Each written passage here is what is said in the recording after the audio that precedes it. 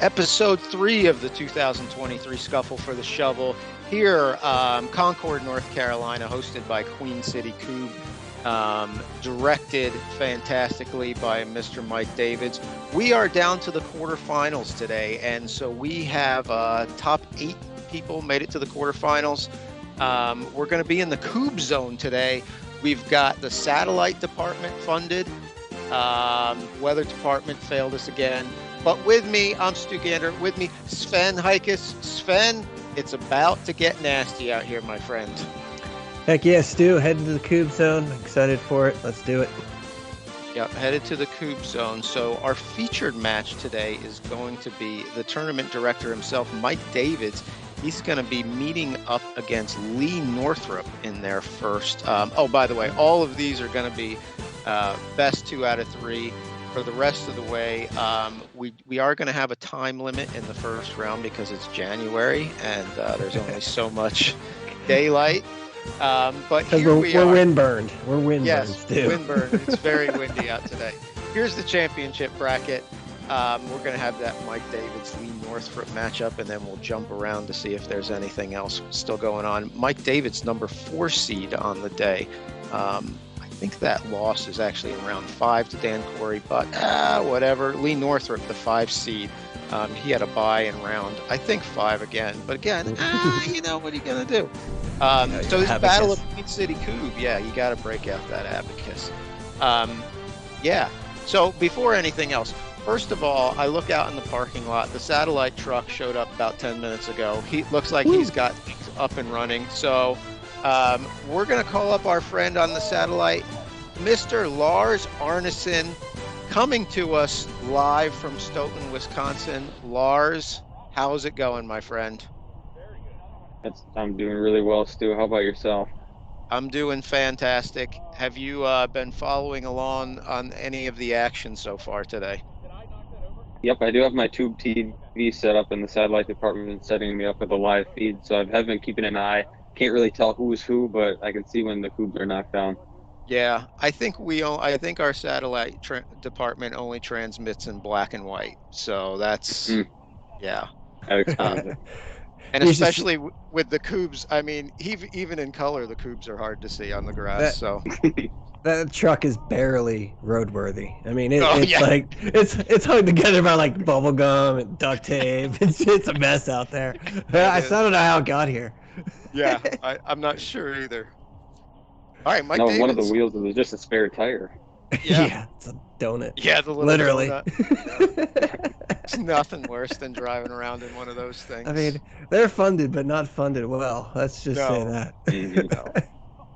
So we got Mike Davids. Mike Davids went 1 for 2 to start. Lee Northrup, producer of the sweet intro video.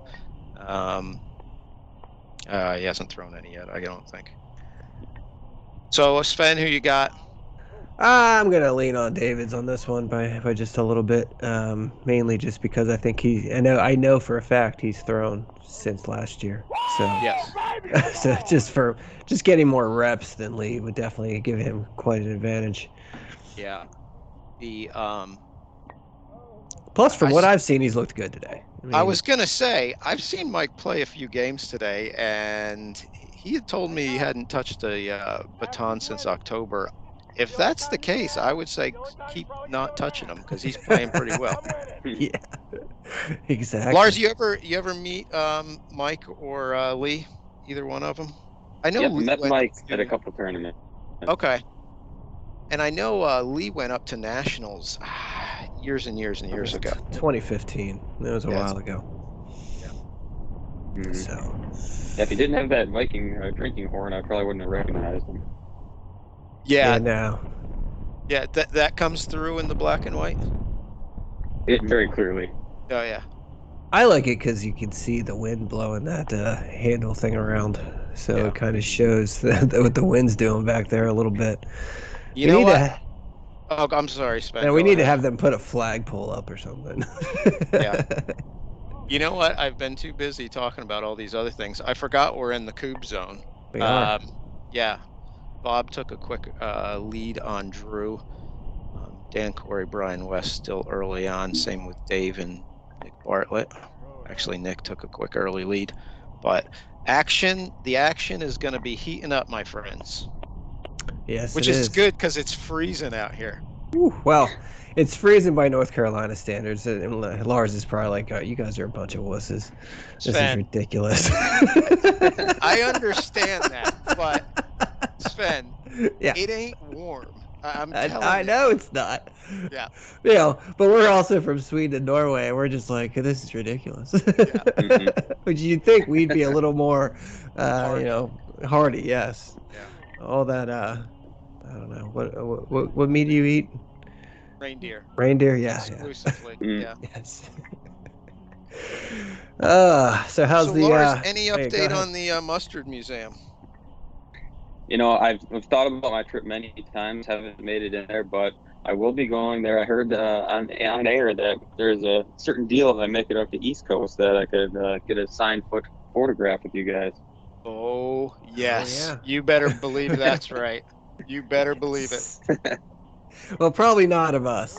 Probably a meatloaf. Yeah, Just Yeah. us signing it. hello, Yeah, I from Andy think Dufresne. Mm-hmm. well, this is There's a oh, thought. Yeah, that's a brand extension right there, isn't it? I didn't think about that. There you go. Work Mr. Rogers in there too. Yeah. If anybody could ever rescue a Kubb, we could have that sweet graphic that cousin Dave brought up about the ambulance coming out. But yeah, no, I have it's some been issues like with 2 that. years now. Nobody's rescued a Kubb yet. And Jake went for one, Yeah. but didn't Yeah. get it. Yeah, Drew went He's for one of about those rescue rangers. yeah. Drew went for about 6 of them in this tournament last year and didn't get one of them. Caused an extra Kubb to be put into play. Yeah. Carnage. Dan's never gonna live that down. No. As much as he wants to, you're just not going to. So how's the winter going in Wisconsin? There, Lars. We're getting a little bit of snow, and yeah, it's been a little cold. We have a tournament coming up, the ice games, part of the Kubbapalooza, within the Nice. next couple of weeks. So looking forward to that. When's the last time you've seen bare grass like this? Ugh. Well, we just got a bunch of snow, Ooh. but yeah, I mean, this looks like a paradise over there. Yeah. I mean, has it been since October? November? When did you get your first snow out there? Boy, I honestly don't remember. Yeah, exactly. I That's would the say problem. It's probably a no. It's probably a no. Yeah, it's been so long. I can't remember that far back. I mean, those it's just the game to me is just so much different in those ice tournaments. I mean, it's just a whole different ball game. Mhm. One, you have to survive the elements, but also just and have you played there before? I played one ice tournament. It kind of responds Which one? depending You on play? the ice type. Usually the ice. Do you, But yeah, we the, played on. Oh, go ahead. do you play at Elope it or? No, this one we did the Kubbapalooza one last year. Okay. I haven't been any of the up north ones at all, but yeah, the ice is kind of similar to a sandish where you can kind of just make a little hole in the front and kind of just slide them in there. When you're playing on like pure ice, it seems like the Lopus like that. They kind of do a lower and then it slides across the midway point. But yeah, definitely a different strategy. Well, not only that, from my experience, just in practicing a little bit in it now, I don't do it anymore because it seems pointless. So if there's snow on the ground in Pennsylvania, I'm not out. But it seems like your 8-meter windows are massive because you get so much slide and kick and all sorts of stuff. Like it's just like, yeah, I mean, if you put it in the zip code, you have a good chance of putting it down, man. Mike almost finished with 2 for 2 there. I was just gonna say, speaking of people mowing it down from 8 meters, Mike Davids is mowing it down pretty well right now. It seems like we got a little bit of lull in the wind. It doesn't seem that bad right now. Yeah, because Lee's mowing them down pretty well too. I mean, he's knocked down 3. Mike's got to be throwing about 50% right now. Mm-hmm. On those little end stakes, you got to use them like field goal posts. Put those little flags on there so we can kind of see what the wind direction is. That's a Yeah. fantastic idea right there. Yeah, it is a good idea. Get those flags out that David's. He did. For 1 year, he marked all the pitches with those flags like the night before for some reason. And it was so annoying to like pull them up and put the stakes in the next day. I'm like, Mike, why'd you do this? It's like, why don't we just spray paint? But yeah, those would be helpful. Right now, I mean, you're looking at Lee's the handle on his horn does not look to be doing much. So Oh, we got our first potential ending. That looks like Corey. Dan Corey just had an advantage line, and he's going for the king right now. Whoa! And he gives it the slow fall. Yes. So Dan Corey's going to take game one in that. Other games, that Drew Gander Bob Hikus match is tied up. Bob was up by 3 Kubbs earlier, I think, in that one. Massive comeback by Drew there. Yeah, I was just looking at it, and it was and Bob was up 3, and then it started ticking off all of a sudden. Drew must have had a big turn there. Yeah, and then cousin Dave, and Nick Bartlett tied up in game one. Yeah, that should be a good one. Yeah, that one should be close. This one, to me, that looks like there's going to be trouble clearing that, especially with the one way in the back. I think it's a problem with all of them. I mean, there's a double up front there if he hits this one right, possibly. It's hard to see from this angle, but it looks like he could double this off. Nope. Oh. That's going to be an issue. Yeah, I think this whole thing is going to be an issue. This is screaming advantage line.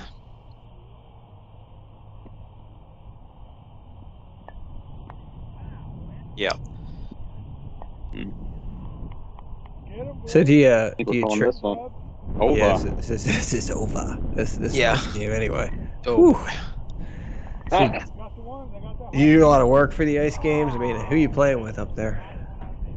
We'll be playing with our standard Ragnarok with Jens and Alicia. Okay. But yeah, I don't really play much in the snow. I keep my foam set inside here, so every once in a while I'll throw for a little bit. But yeah, I don't really do much prep for that, to be honest. Yeah, I wouldn't. What is the strategy when it comes to drilling? Yeah, you can kind of work right in front of the line and kind of work it into a little over there, and then just kind of get them right over the edge. It's more like back to front, right? Like you kind of slide them into a pile rather than trying to cut them into the corner. Yeah, kind of depending on where you kind of start your first one. But yeah, you don't really throw them very high. It's kind of a more low, keep it to the ground. You can't really cut them hardly at all. So yeah, it's just kind of building a little hole there and throwing them in there. So it's more of a, so you're kind of like intentionally landing it very short so that it slides. And how far does it usually slide? I mean, yeah, it all depends on the ice, really. But yeah, if you can get one to stop there, you're doing pretty well. You can kind of slide it right into that one. Yeah, it seems to me the first one would be key, because then everything else you could just slide it right in there, and it's not really that big of a deal. But that, getting one to stop would be the biggest. Yeah. Do you have any issues with footing, like taking like a blast shot? Do you have any issues with like losing your footing on that ice or snow? Not really. Personally, I don't do a lot of weight shifting at all when I throw, so I can't keep it centered anyways. But yeah, it's not. Usually, you can kind of. A lot of people do more of the weight on one foot, and it seems to work out just fine. I'm pretty sure Bob would face plant like all day. Yeah, I'd pay to see that. They do some pirouettes. Yeah. Yeah. There we go. By the way, Mike David's 1.3 50% for a 72K score. 72K score. I get that the wind has died down a little bit, but that's some solid work right there. Yeah, that was a nice game. Yeah, and by the way, Drew Gander has now taken the lead on Bob Hikus in that first game. So potential upset going on there, and looks like Dave Cantwell has a 1 Kubb lead on Nick Bartlett. It's never fun. Hikus and Gander like to talk a little Kubb from every once in a while. He what now? I heard those two like to talk a little bit Kubb every once in a You while. think so? Yeah, I don't know. what I've heard. I mean, Yeah. Bob's all right, but I mean, maybe they do, but I try to not socialize with them. Bob's whatever. Drew, just a jerk. We've talked Yeah, about that before. yeah. This guy. Yeah. Oh man, it's gotta be. It's never fun when you get stuck on that last cube. You know, you have that No. last 8 out there, and you're like, all right, well, this isn't going down. I mean, I've taken what 15 shots at it, and it just won't go.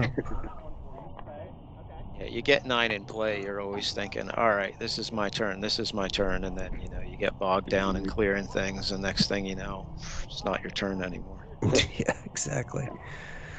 All right, game 2, good start there by Davids, just over the top. Yeah, so what Mike threw at 50% in the first Yeah. game, and that was 1 for 2, so he's still at 50%. Yeah, 50%, and he was 1.3, which isn't a bad number today. Yeah. I think the highest we've seen all day is cousin Dave against Drew there. The last round, he hit a 1.7 or 1.8. Yeah, something like that. I know he was knocking triples down like it was his job. Yeah. Yeah, no, that was probably the best drilling and blasting we've probably seen out of Dave as an individual. I mean, Yep. Oh, and here is an update from that 7-2 matchup. It looks like Drew has a king shot. yes, he And does. does it and picks up the game 1 win. So that's interesting. Mm-hmm. Big comeback, down 3 cubes, come back to win that one. That's big time. Upsets a brewing. Upsets a brewing, my friend. Last 2 champs. No one's gonna go easy though. Yeah, so the two of them met. Yes, the last 2 champions. The two of them met in the semifinals last year in a spirited affair. Yeah, it was a good match. Yeah, and on the far out pitch, we've got Nick Bartlett knocking off Dave Cantwell in game 1. So we've got 2 potential upsets on our hands. Nice. Keystone Cubes is on the ropes. That's right. Keystone Kubb with a great showing at our last stop at the Blasters. Looks like they're a bit on the ropes now. Yeah, big time. Yeah, so I mean, who's the shovel? Do what? What is the story behind the shovel and the skull? You're asking the wrong person because it was around before my time. Yeah, no. So I mean, I think I have the story because I'm pretty sure Mike tells it every year, and he should. It's kind of like I believe what they were trying to do is kind of almost. I mean, they had started the Spring Fling. So Spring Fling's the oldest tournament on the East Coast as far as using nationals rules and all those things, and then. A year or so later, they wanted to do. They decided to do a 1v1, but then they decided to do it in January because typically the weather in North Carolina is nice, nicer. It's and kind of almost as a joke to the Midwest people that hey, look, we can be out here in shorts and playing cube on grass, and you guys haven't seen grass in months. So that's why they did the shovel, and because they don't get snow down here either. Other than last year, we had to, Dave and Bob had to run out of here to beat the snow north the day. Like literally, they finished the tournament and got in the car and got home at like 1 a.m. because there was a nor'easter coming up the coast. So they chased. That's a great idea to be able to wear shorts at this tournament. Except, the only person I've ever seen wear shorts at this tournament is Nick Bartlett, and even he's wearing pants today. Yeah. I mean, Bob wore shorts in I want to say 2020. It was still chilly, but it wasn't like it was in the 50s. It wasn't bad. It wasn't like this. So I know he wore. We've seen shorts here and there, but I mean, all the North Carolinians are always like, "Hey, it was 65 degrees here on Wednesday." I was like, "Well, it's not Wednesday." It's always this tournament is always the coldest day of like a 2-week span. Yeah. By the way, Dan Corey is stampeding through the field right now. He's baseline clear, looking to have his 7th victory in a row and go 7-0, game record today. Yep. Yeah. No, I mean, you look at these matchups, and Bob earns the 2 seed and gets Drew, which that's a little rough. That's a rough draw right there. Considering, but yeah, no, I mean, Dan, Brian did get his first win today, which is awesome. Yeah, we saw the tail end of that in the last episode. Yeah, that was solid work. Yes, but so I mean, I would expect Dan to make pretty short work of that. Looks like he is. Here is Dan, and he's going to be winning that first round matchup 2 games to nothing. That wasn't the way Dan's been playing. First of all, Dan wants this one. Let me tell you that. Dan wants this tournament. Let's just say Dan's been basically saying he's going to win this tournament this year before last year's tournament. So he's on a mission, and I gotta respect it. You gotta respect it. He's got a focus on this tournament. He wants this one, and good for him. I hope he gets it. Yeah. No, it looks like Dave's come back nicely in game 2 against Nick Bartlett. 2 Kubb lead, 1 left on his baseline. He gets on a roll. Like he gets going. He gets in that rhythm, and it can be hard to stop when he gets going. So yeah, I tell you what, his drilling has just been incredible. Drilling and blasting today is just miles ahead of where he was at East Coast last year. Might have to start calling him Mayo.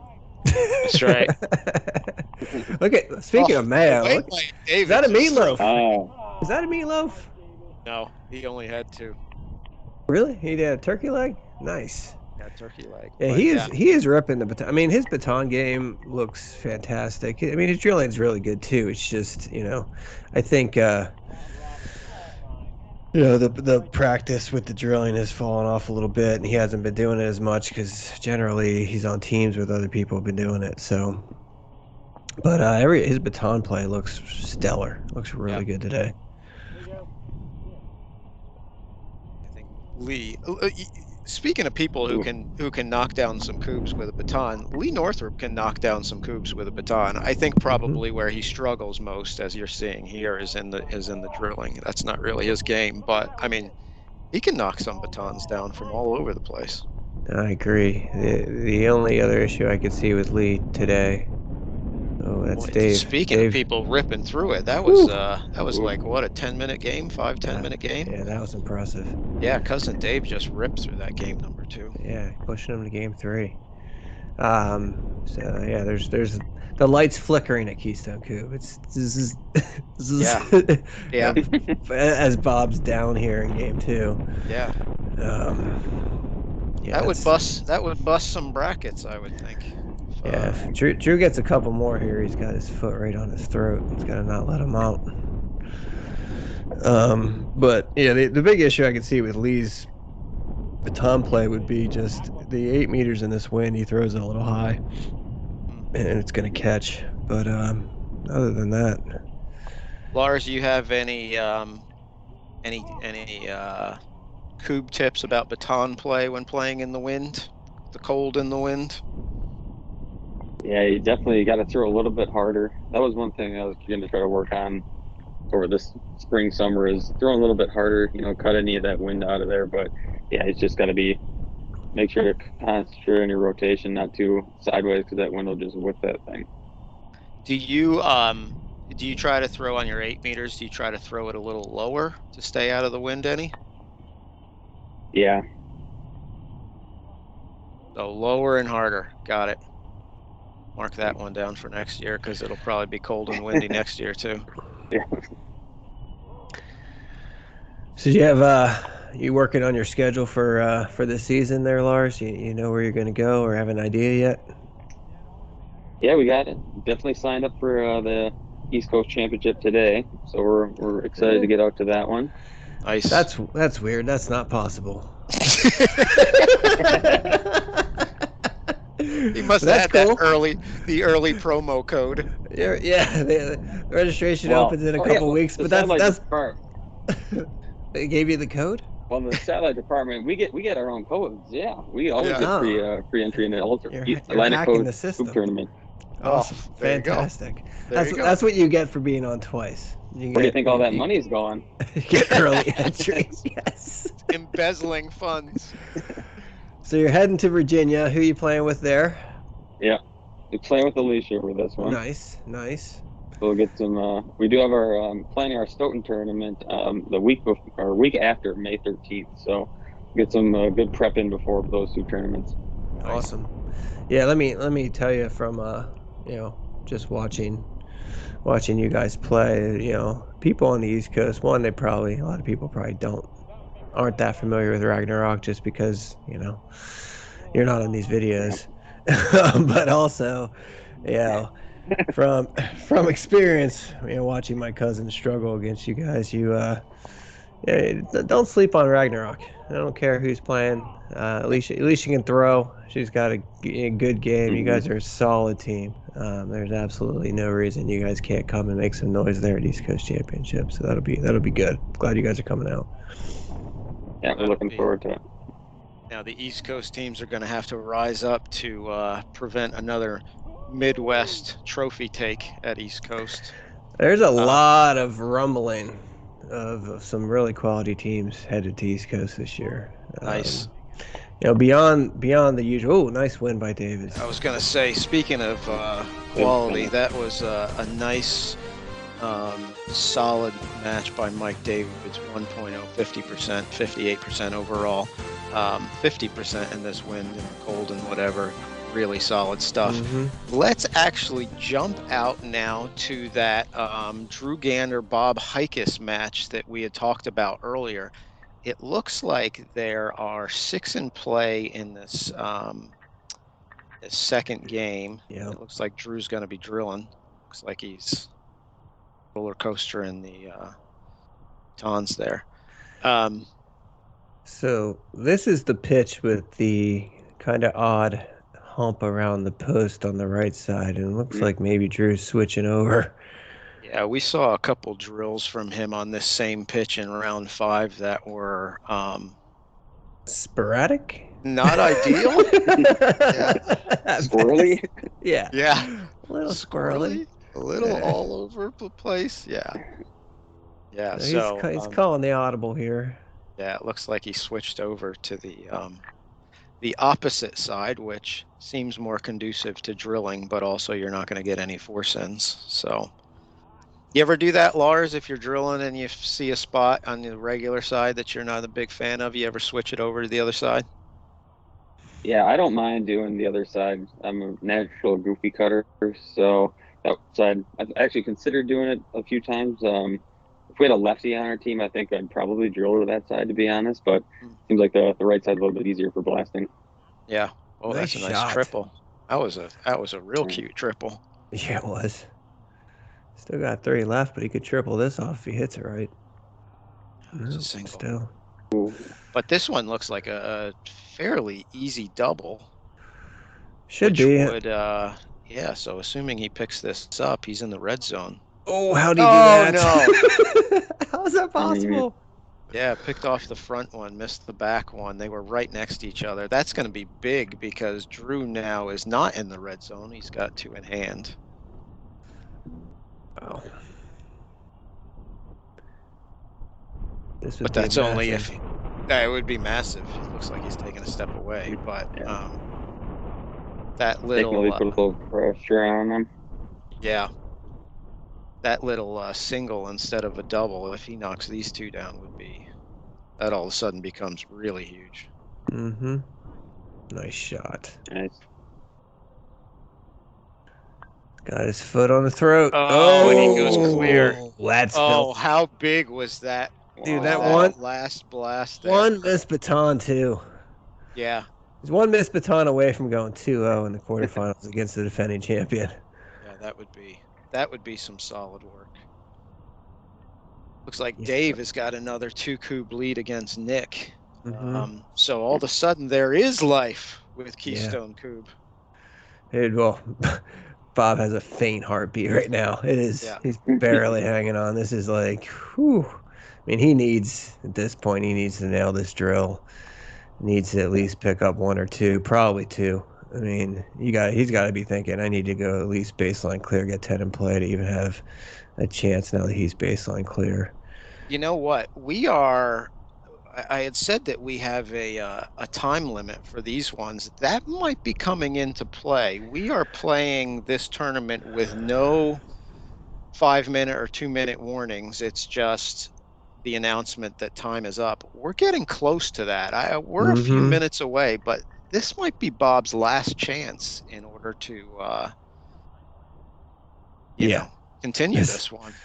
Yeah, this is this is a pretty dire situation at this point for Bob. I mean, I don't down baseline clear, still 2 Kubbs left, down 1 game, going up into time. Got to figure he's got to win this. Probably right around meow. Yeah. I mean, there's really not much. Yeah, depending on what that time is. I mean, like I said, we're not doing announcements on time, so your guess is as good as mine, but it feels like we're about getting to that point, and this is only game 2, so. Not a bad group. I would say it probably looks like it's going to be 3 or 4, though, depending on how this works out. Depending if he can get that back one on one of these, it looks like he has 3 batons right there. Yeah. Oh, that doesn't help. That's down, though, but... Yeah, I was going to say, yeah, they're calling it down. Just identifying which one it is. Yeah, just make sure we declare it so we're kick all it on the back same there page. still.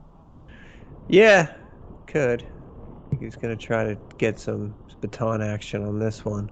Yeah, you that hit when it stood back up kind of made those 3 in kind of in a line. Didn't go down in a line, but yeah. Oh, man. Now he's hoping to kick it to the left. Nope. Yeah, that was a triple, but I think he needed more. Actually, it might have only been a double because that one might have been the one that's already down. But yeah, I'm not sure, but now he's looking to try to Hail Mary this one to get it in 3 to be in the red zone. No, he's already used 3. Yeah, this is 4. Yeah, he needs this one just to have Miracle a shot to go 10 and play. Yeah. Oh, he did pick up a double. That's a huge shot. Now all of a sudden he has the chance to go baseline clear as well. Look at him, he knows it too. He needs it. It's like in play. Needs 10. This is what you're training for. I mean, this is like just put a good shot out there. Oh, he gets 1. Oh, that was clutch. Got 1 more to go 10 in play. Man. I see Mike Davids over there, tournament director, looking at his watch. Oh,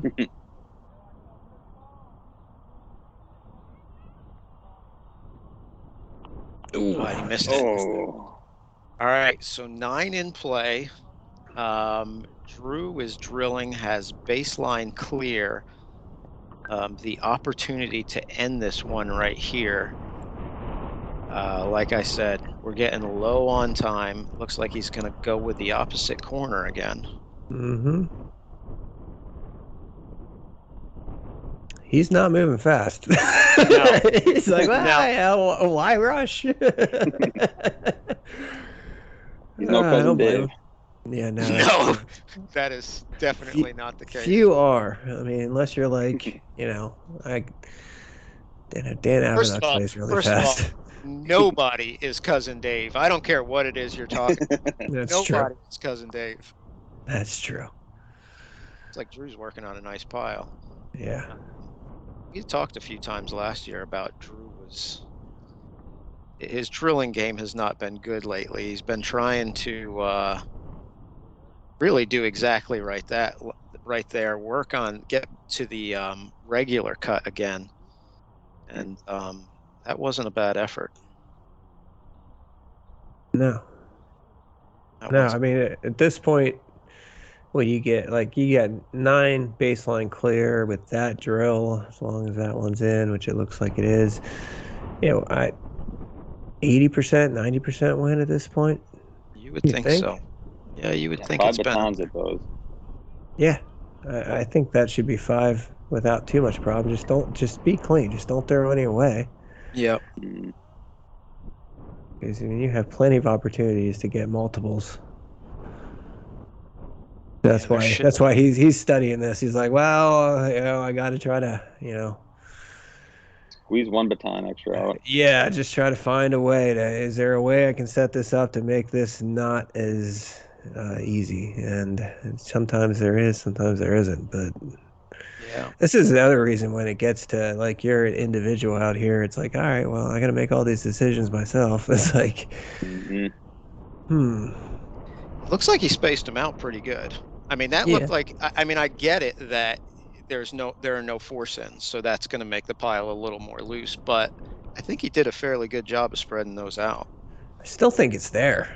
Yeah, there I are mean, doubles and yeah. probably a couple triples maybe, but yeah, it looks like it's there. Just keep it clean. The only other issue is if you like go low and clog up the middle and the front, maybe singles aren't. Yeah. That's unfortunate. But like you clog it up and then you have those tough shots at the end. That can be tough. But there was a good one. Yeah, I think that was a triple. So 1, It 2, looks- 3, 4, 5 left, I think. 'Cause on that left side there, that could be a triple. The way that middle cube is kind of banked towards the other one, like he hits Yeah. it straight, it could kick over and get 3 there on this shot. And then he has 2 singles and we're out. Oh no. He's got the single. So now he needs double. Yeah, this is looking better and better for Bob. Yeah, it is. Oh, Oh boy. Try to give a little extra mustard. Yeah. There's that blocker in between, I think, is what got him. Yeah. Now he's got to go double for the clear. Nice There's shot. one. That's what he needed on the last one. That was a nice shot. Now he needs the double. Oh, just shy. Oh, now Bob's going to have an advantage line. If I were Bob, I'd be running over there as fast as I could to throw a Kubb. Feel like something's going on because yeah, cousin Dave knocks off Nick Bartlett coming back from 1 game down. Yeah, I don't know what they're chit-chatting about here. I'm gonna talk about this because now even if you call time, like he's got an advantage line, he's about to close out and tie this thing up. It's like you're in the quarterfinals with the last 2 champions. You're not gonna call this match now. Yeah, you got to give him one more turn. This, you had to be like, all right, one more turn. Now you have the line. You win this game, then we can talk. Yeah. But well, it's gonna be like we talked about. Any second now, we're gonna get that announcement on time, and there it is. Oh, there it is. They knew they were talking about it. Yeah. So this is so essentially Bob needs to win this game right here. Yep. Which shouldn't be that difficult because he's got an advantage line. He's got a great group. He just needs to not throw a penalty with these 2 rethrows. Yeah. At least it's working on a basket of peaches there otherwise. Just don't throw these away. Ooh, that was filthy. Oh, that's nice. Not bad. Yeah, so that is I'm going to go ahead and say that this one should be over. Or this game, yeah, this is going to tie it up. What a swing. Yeah, big time swing. So Drew missed the got the single that was set up to be a double, which left him 1 baton shy for the king, and then gives an advantage line the next turn. Bob's doing in his head the old Monty Python, like, I'm not dead yet. Yeah, it is. It's just a flesh wound.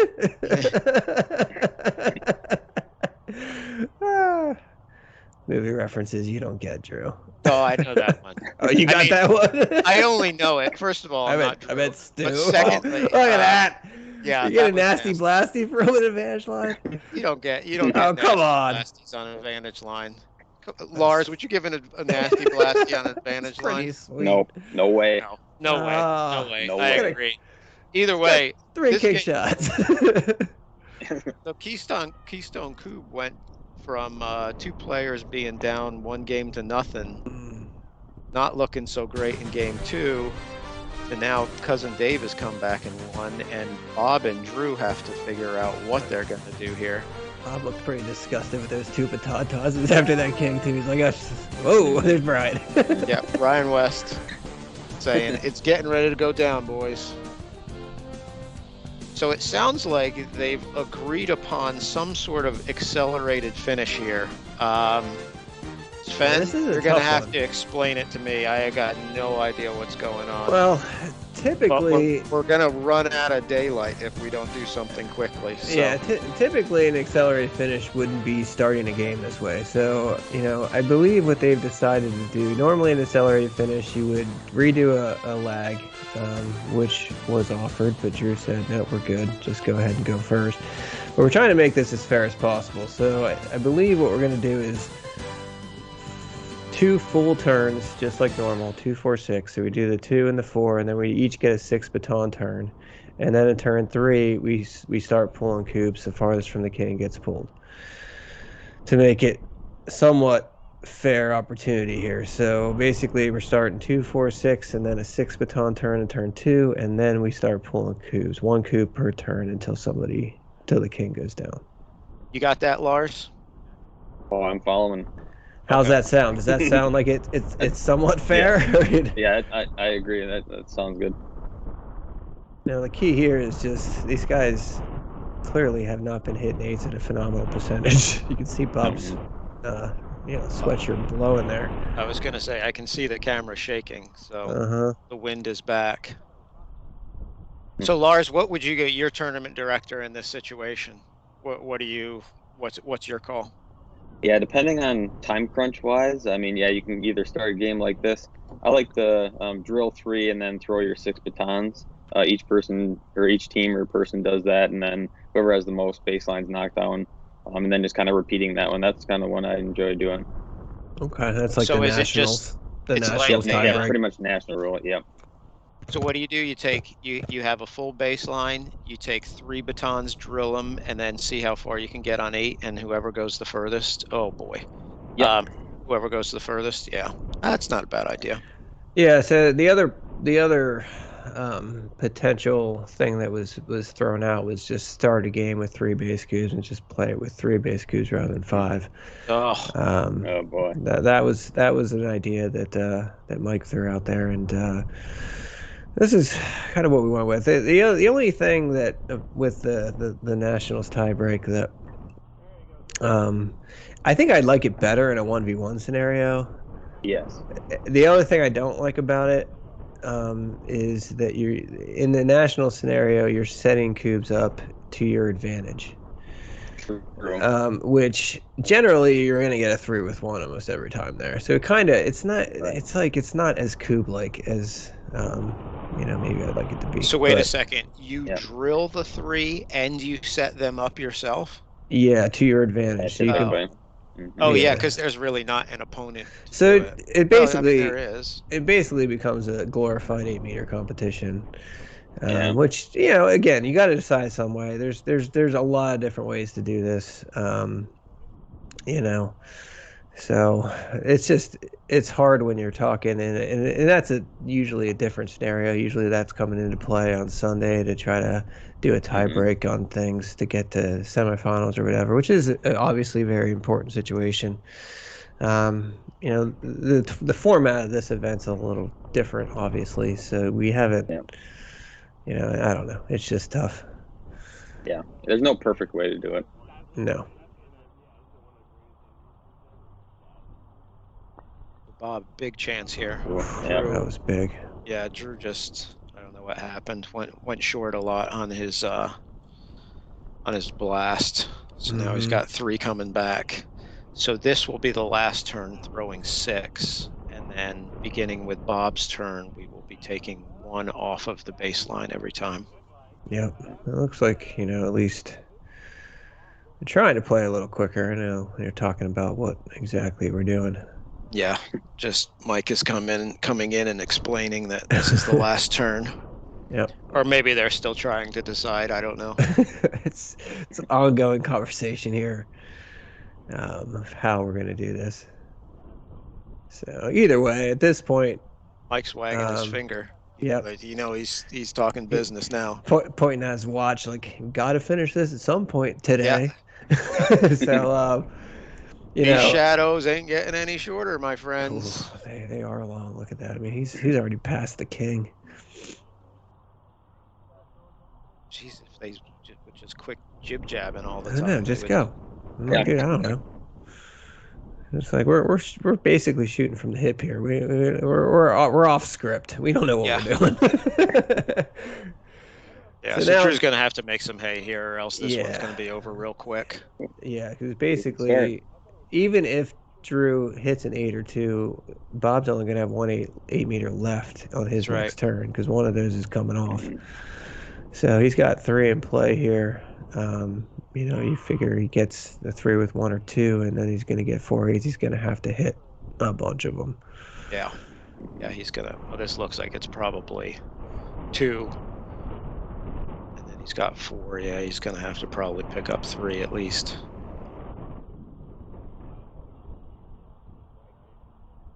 Yeah, it's crazy how this has swung. Yeah. I mean, basically, Bob was hanging on by barely even what you would call a thread. And somehow Kubb was hanging on by a thread. Somehow now he's in this incredibly powerful position. Oh, wow. And we are, by the way, the Atlantic Kubb Tour this year has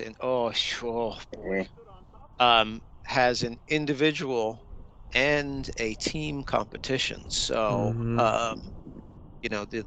the way these 2 matches with Cousin David, boy, it's all going the not good place. Yeah, no, I don't think Drew's going to be in a good place. No, I don't think so. After these stupid odds. Got one. Oh, good. All right. Well, now this is the must hit. Even then, it's going to be 4 and 1. Yeah, he's taking 1 at best. Yeah, they're taking 1 off the baseline. I think Drew's just gonna the old added bit of Terry on that one. Yeah, took it off the baseline. That's for sure. Laces out. Yeah, so this one's over. 4-1. Yeah, this is gonna be over. Yeah, boy, that one swung quickly, didn't it?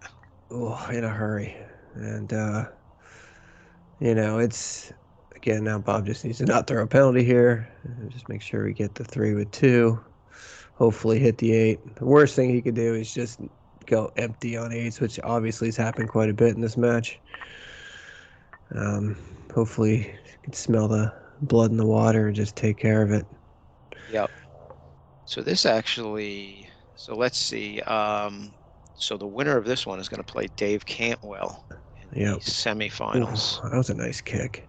Yeah, that was a nice double, triple, whatever it was. There's a double. He was expecting to have the double on the left-hand side, and he took it out anyway. Ooh. All right. Yep. 3 shots at it. Oh, big time. Big time. So 3 left for the king. What a comeback for Bob Hikus in this one.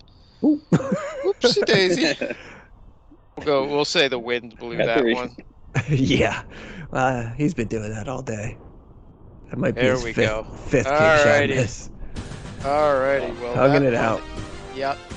So that one ended abruptly there with a big swerve at the end for everybody. But that's going to give us Bob Hikus, Dave Cantwell, Mike Davids, and Dan Corey. And that also is going to allow us to populate that silver bracket. So, yeah, we're going to start out the semis next week. Lars, did you enjoy yourself? This is the first time you've ever been on Tuesday Night Kubb, which I understand is way different from Kubb's day. Yep. They make you do a lot more prep for Tuesday Night Kubb, I'll tell you that. Yeah, this is a professional operation these days. Yeah. Lars, thanks for coming on. Can't wait to see you at East Coast. Heck yeah. Yeah, so that will be awesome. Registration probably by the time you see this episode will be open. Yeah. Anything else, Sven? Pearls of wisdom? Nah, It's great to have Lars on. Hopefully, we'll get to see him in the East Coast Championship on these videos.